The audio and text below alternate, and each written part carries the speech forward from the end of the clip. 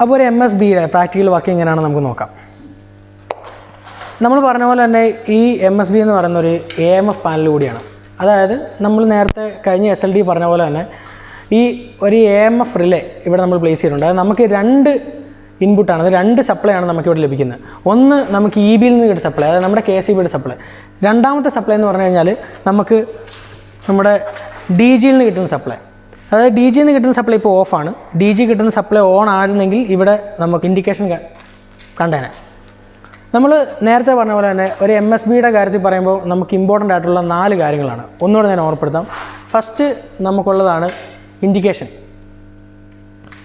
അതായത് EB supply, അതായത് ഏത് സപ്ലൈ ആണോ വന്നിരിക്കുന്നത് ആ സപ്ലൈ വന്നിട്ടുണ്ടോ ഇല്ലയോ നമുക്കറിയാൻ പറ്റും. ഇവിടെ നമുക്ക് 3 ഫേസും വന്നിട്ടുണ്ട്. ഒരു ഫേസിനും പ്രശ്നമില്ല. RYB 3 ഇൻഡിക്കേറ്ററും നമുക്ക് കത്തിയിട്ടുണ്ട്. നെക്സ്റ്റ് എന്ന് പറഞ്ഞു കഴിഞ്ഞാൽ അതിൻ്റെ നെക്സ്റ്റ് എന്ന് പറഞ്ഞാൽ അതിൻ്റെ മോണിറ്ററിംഗ് ആണ് ഇപ്പോൾ കഴിഞ്ഞത്. മീറ്ററിങ്ങിനകത്ത് വരുമ്പോൾ നമ്മൾ നേരത്തെ ഒരു തവണ എക്സ്പ്ലെയിൻ ചെയ്തതാണ്, എങ്കിലും ഒന്നുകൂടെ പറയാം. എന്തിനാണ് നമ്മൾ മൾട്ടി ഫംഗ്ഷൻ മീറ്റർ കൂടാതെ ഇവിടെ സെപ്പറേറ്റ് ആയിട്ട് അമ്മീറ്ററും വോൾട്ട് മീറ്ററും ഇവിടെ പ്ലേസ് ചെയ്തിരിക്കുന്നു ഒന്നുകൂടെ പറയാം.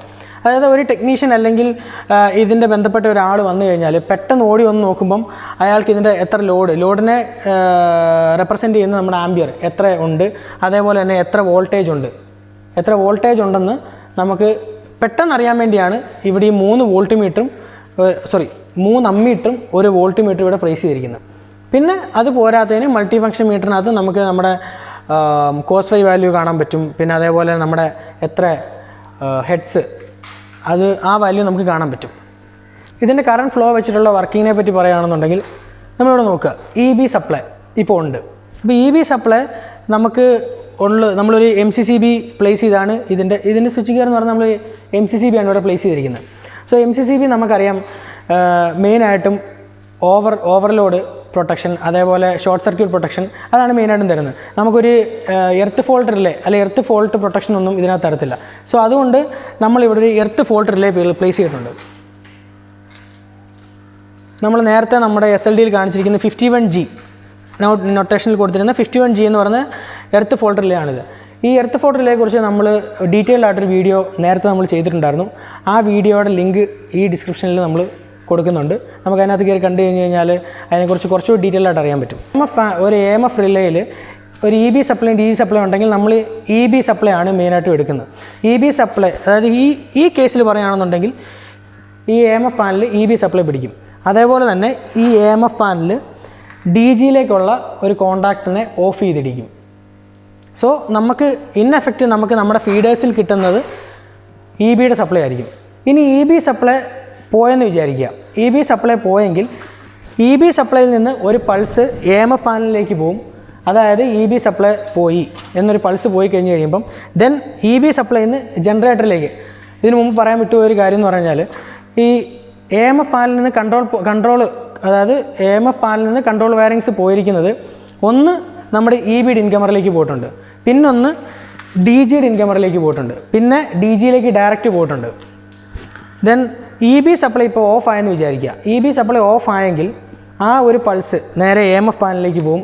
അതായത് EB സപ്ലൈ ഓഫ് ആയിട്ടുണ്ട്, EB സപ്ലൈ ഇപ്പോൾ ഇല്ല എന്നൊരു പൾസ് നേരെ AMF പാനലിലേക്ക് പോയി. AMF പാനൽ നെക്സ്റ്റ് ഒരു പൾസ് DG സ്റ്റാർട്ടാകാൻ വേണ്ടി ഒരു പൾസ് കൊടുക്കും. അങ്ങനെ പൾസ് കൊടുക്കുന്ന കൂട്ടത്തിൽ തന്നെ EB സപ്ലൈ ഓഫ് ആകാനുള്ളൊരു പൾസും കൊടുക്കും. അതായത് EB സപ്ലൈയുടെ കോൺടാക്ടർ ഓഫ് ആകാനുള്ളൊരു പൾസും കൊടുക്കും. ദെൻ DG സപ്ലൈ ചാലുവായി നമുക്ക് നമ്മുടെ ഫീഡേഴ്സ് എല്ലാം DGയിൽ പവർ ചെയ്യാൻ പറ്റും. അത് ഒരു ഓട്ടോമാറ്റിക് ആയിട്ടുള്ള ഒരു സിറ്റുവേഷനാണ്. അതായത് DG സപ്ലൈ ആണോ EB സപ്ലൈ ആണോ നമ്മൾ ഫീഡറിലേക്ക് കൊടുക്കുന്നത് എന്നുള്ളത് ഒരു ഓട്ടോമാറ്റിക്. പക്ഷേ നമുക്ക് ഈ സെയിം ഇത് തന്നെ മാനുവലി ചെയ്യാൻ പറ്റും. ഇപ്പോൾ നമുക്ക് ഓട്ടോമാറ്റിക് വർക്ക് ചെയ്യുന്നില്ല, നമ്മൾ മാനുവലാണ് വർക്ക് ചെയ്യാൻ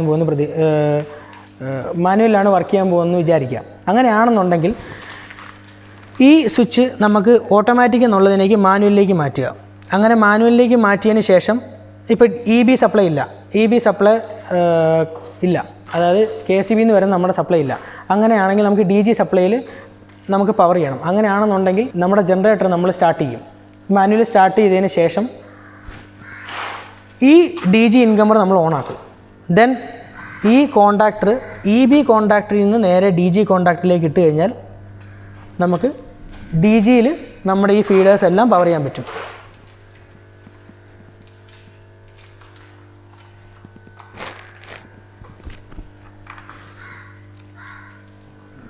പിന്നെ മെയിനായിട്ടുള്ളൊരു കാര്യം നമുക്ക് SLDയിൽ പറയാൻ പറ്റാതിരുന്ന ഒരു കാര്യമാണ്, അത് പ്രാക്ടിക്കലി കാണിക്കുമ്പോൾ പറയാമെന്ന് വിചാരിച്ചിരുന്ന ഒരു കാര്യമാണ്.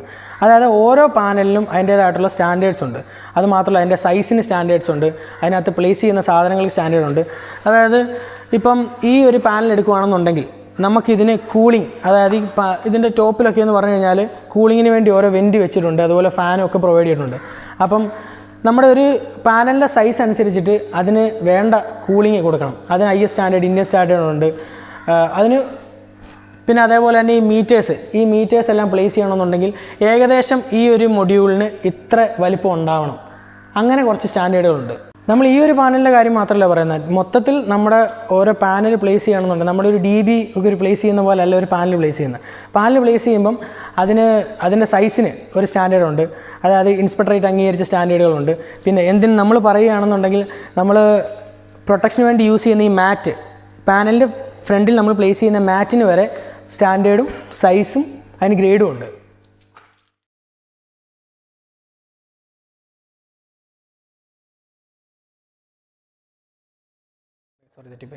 ഇന്നത്തെ ഈ വീഡിയോ ഉപകാരപ്രദമായിട്ടുണ്ടെങ്കിൽ തീർച്ചയായും മറ്റുള്ളവരിലേക്ക് ഈ വീഡിയോ എത്തിക്കുക. അതേപോലെ തന്നെ ഞങ്ങളുടെ ഈ ചാനൽ ഇതുവരെ സബ്സ്ക്രൈബ് ചെയ്യാത്ത വ്യൂവേഴ്സ് ആണെന്നുണ്ടെങ്കിൽ തീർച്ചയായും സബ്സ്ക്രൈബ് ചെയ്യുക. കാരണം നിങ്ങൾ സബ്സ്ക്രൈബ് ചെയ്താൽ മാത്രമേ ഞങ്ങൾക്ക് പുതിയൊരു വീഡിയോ ചെയ്യാനുള്ള ഒരു എനർജി കിട്ടത്തുള്ളൂ. Thank you.